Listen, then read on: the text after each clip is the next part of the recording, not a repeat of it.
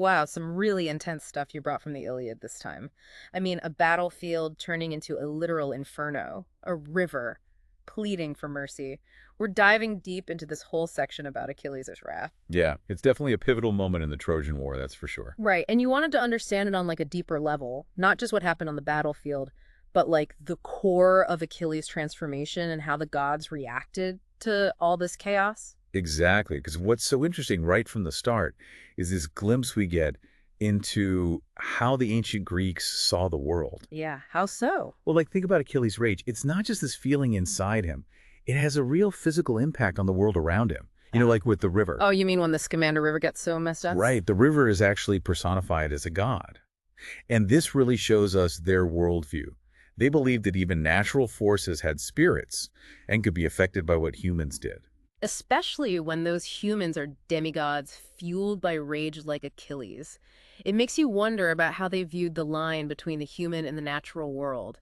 It doesn't seem like they saw much separation at all. Exactly. It's all interconnected. So when you have a hero like Achilles consumed by this grief and rage after Patroclus' death, it's not just an internal struggle. It literally explodes outward and affects the whole environment around him. And it's described so vividly, too. It's like we can almost feel the heat from the flames consuming the riverbed, the trees burning along the banks. And even the fish are terrified.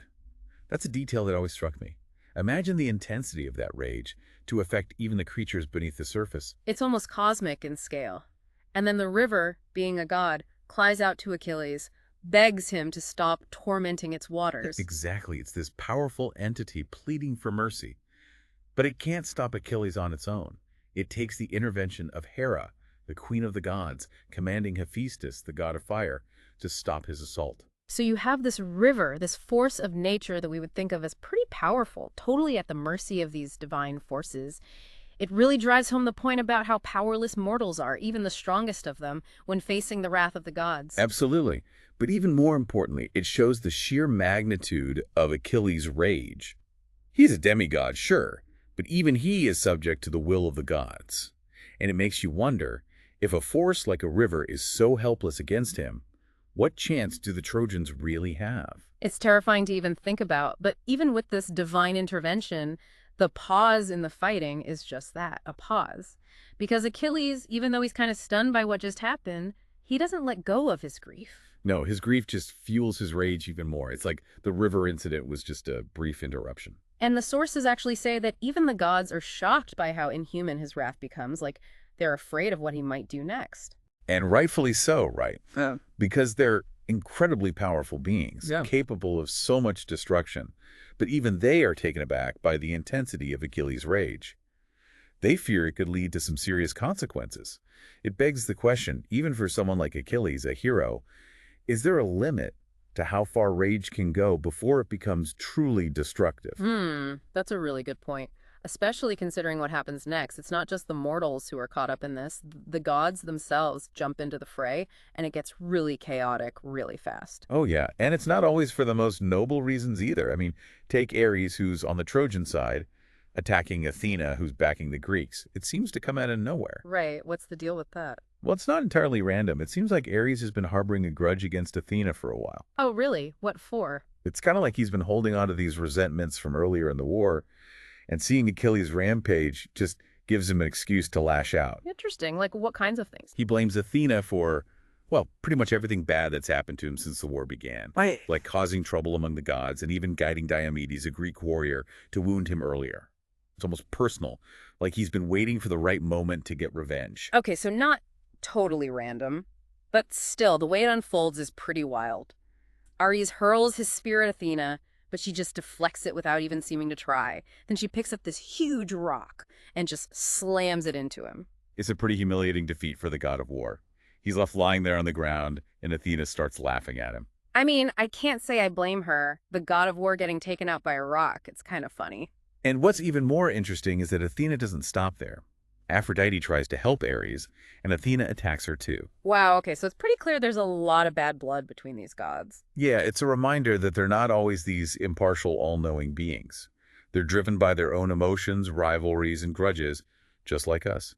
Sometimes their actions are driven by very human motivations, and they don't always make the most rational decisions. And it doesn't end there, right? Because then you have Poseidon stepping in to stop Apollo from getting involved on the Trojan side. That's right. Poseidon reminds Apollo of this old grudge they both have against the Trojans. A grudge. You see, centuries ago, they were forced by Zeus to work for Laomedon, the king of Troy, for a year.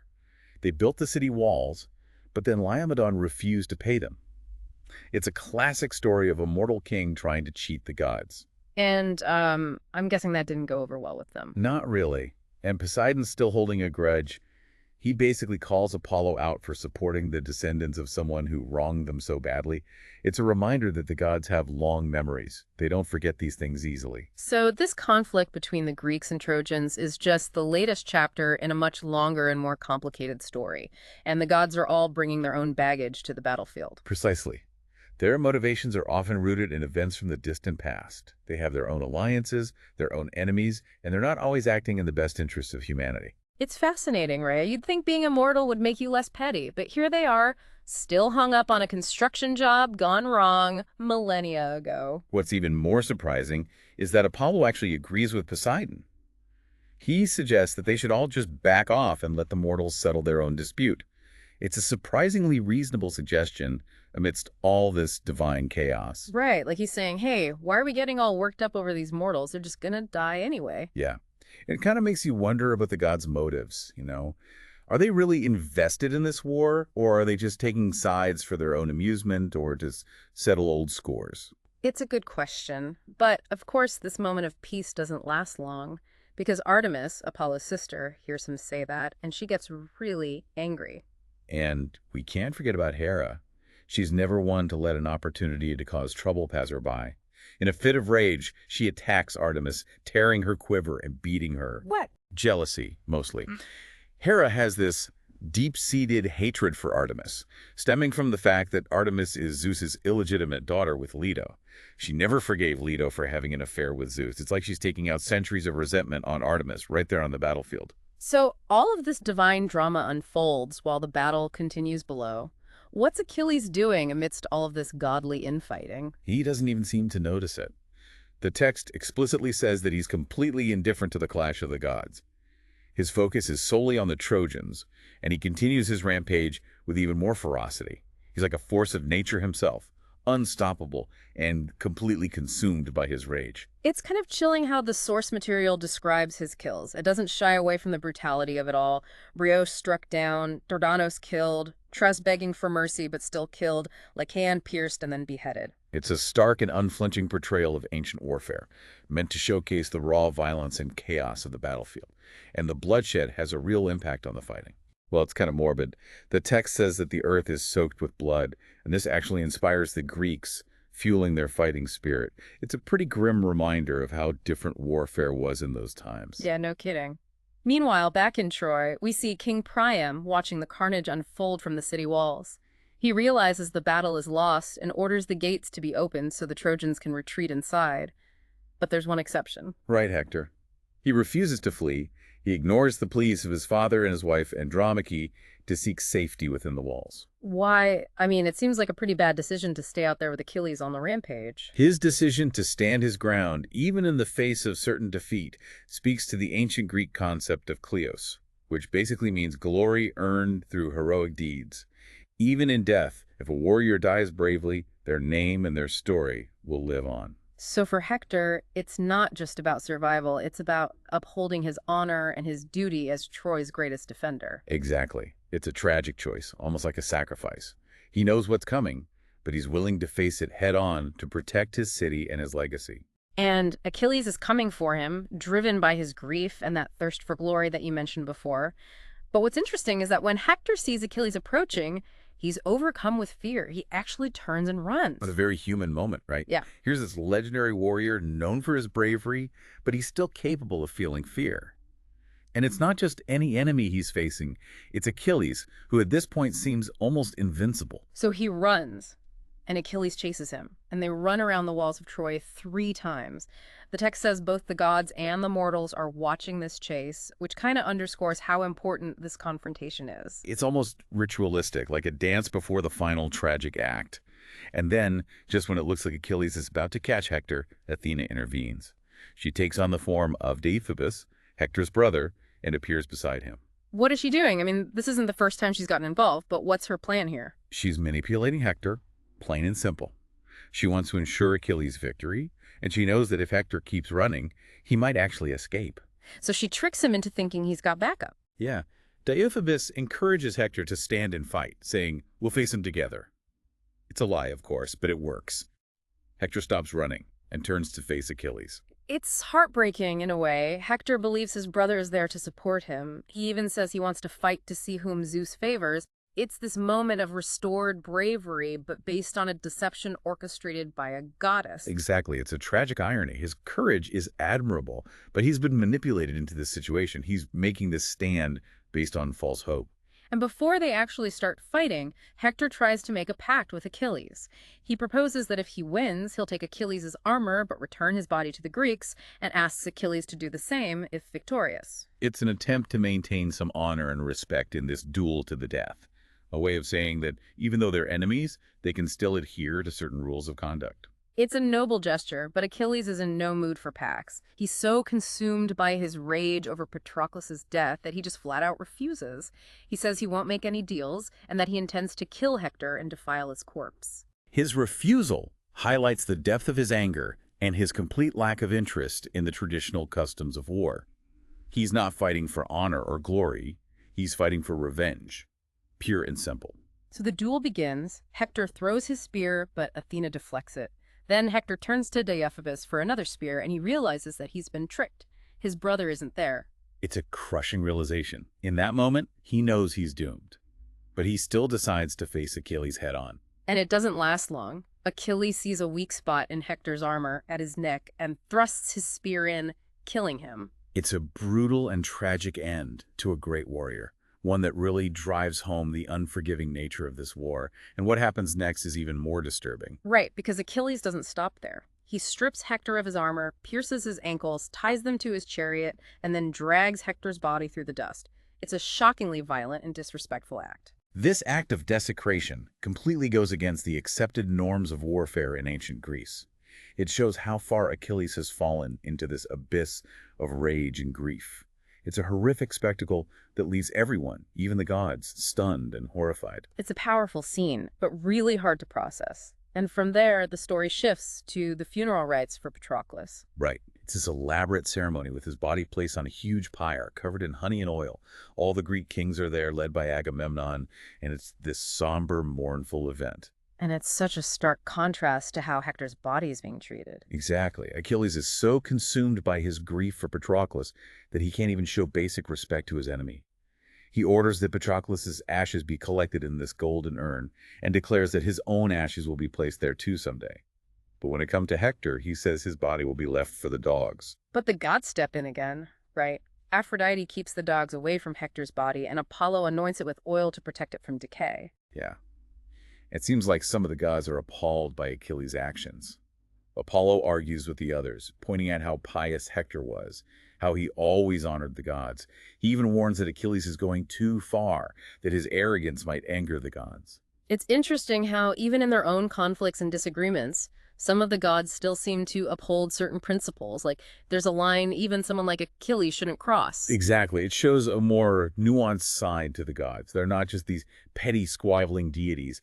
They have a sense of justice, of what's right and wrong, even when it comes to mortals. And eventually Zeus himself steps in and puts his foot down. He decrees that Hector's body must be returned to Troy. He sends Thetis to tell Achilles and Hermes to guide Priam to Achilles' tent.